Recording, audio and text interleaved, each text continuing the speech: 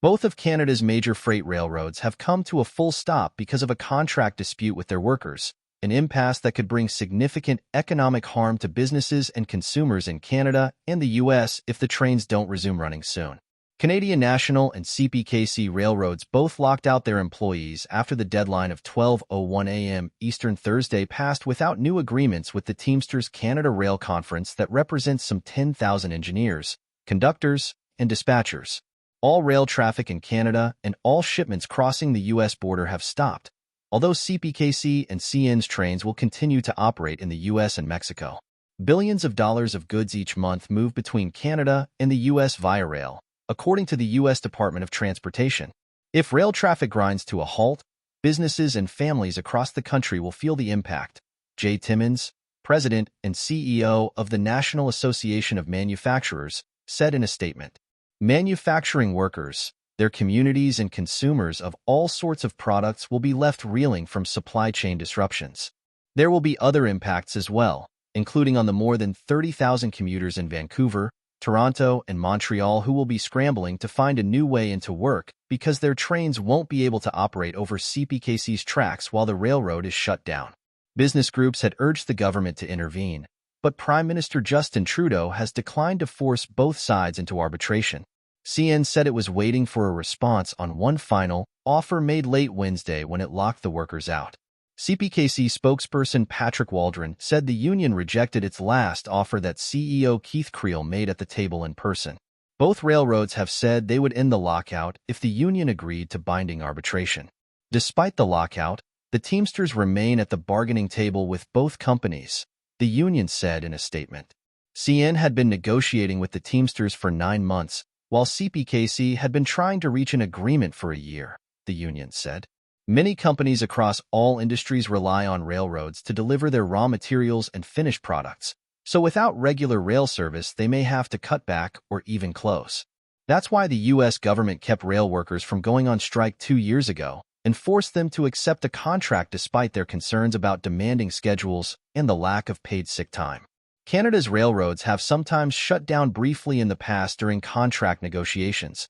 Most recently, CPKC was offline for a couple of days in March 2022, but it is rare for both railroads to stop at the same time. The impact on businesses will be magnified because both CN and CPKC have stopped. Both CN and CPKC had been gradually shutting down since last week ahead of the contract deadline. Shipments of hazardous chemicals and perishable goods were the first to stop, so they wouldn't be stranded somewhere on the tracks.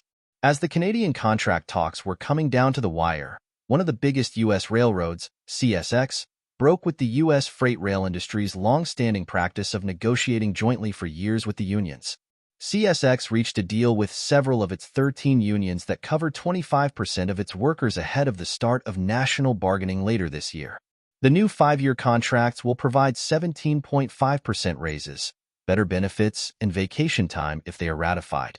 The unions that have signed deals with CSX include part of the Smart TD union representing conductors in one region, the Transportation Communications Union, the Brotherhood of Railway Carmen, and the Transport Workers Union. TCU President Artie Maratia said he's proud that his union reached a deal without years of unnecessary delay and stall tactics. Trudeau has been reluctant to force arbitration because he doesn't want to offend the Teamsters Canada Rail Conference and other unions. But he urged both sides to reach a deal Wednesday because of the tremendous economic damage that would follow a full shutdown.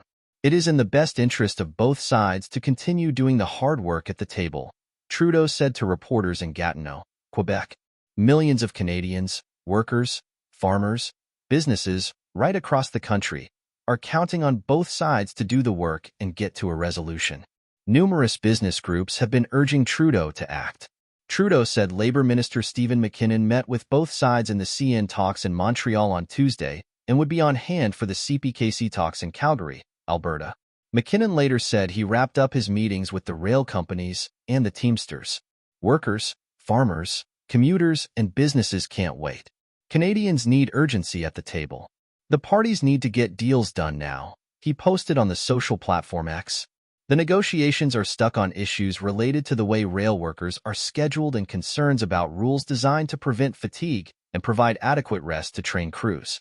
Both railroads had proposed shifting away from the existing system, which pays workers based on the miles in a trip, to an hourly system they said would make it easier to provide predictable time off. The railroads said their contract offers have included raises consistent with recent deals in the industry. Engineers make about $150,000 a year on Canadian National, while conductors earn $120,000, and CPKC says its wages are comparable. Similar quality of life concerns about demanding schedules and the lack of paid sick time nearly led to a U.S. rail strike 2 years ago until Congress and President Joe Biden intervened and forced the unions to accept a deal. Manufacturing companies may have to scale back or even shut down production if they can't get rail service, while ports and grain elevators will quickly become clogged with shipments waiting to move. And if the dispute drags on for a couple weeks, water treatment plants all across Canada might have to scramble without new shipments of chlorine.